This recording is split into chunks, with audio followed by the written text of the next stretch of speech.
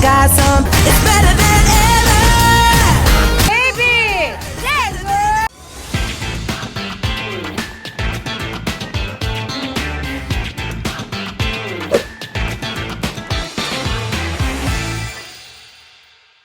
Sa larangan nga ng isang magandang balita para sa actress, TV host na si Miss Pauline Luna at Vic Soto, sila ay muling nagsilang sa kanilang pangalawang anak. Wednesday, January 24, kamakailan lamang din ay nagpost pa si Miss Pauline Luna ng kanyang selfie sa Instagram account, habang emosyonal na ibinabahagi na hindi madali ang kanyang naging pagbubuntis dahil sa kanyang kondisyon, at nagpapasalamat din siya sa mga taong nagdasal para sa kanila at sa kanyang pinagbubuntis.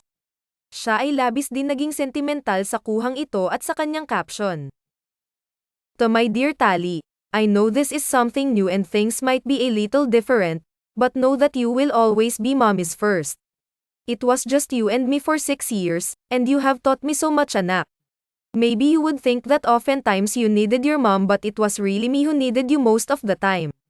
Thank you for giving me purpose and meaning. Thank you for making me a very happy mommy. And to my ever-supportive and loving husband, I am so grateful for you.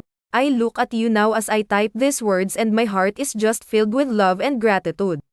Mahal na mahal kita, habang buhay. Miyerkules nga ng umaga ay ibinahagi na niya sa kanyang post ang pagsilang sa pangalawa nilang baby girl. Ipinasilip niya sa Instagram post ang cute lips ni Baby Mochi. Abangan natin kung sino nga ba ang kahawig ni Baby. Isang maligayang pagbati para sa pamilya nila Pauline Luna at Vic Soto.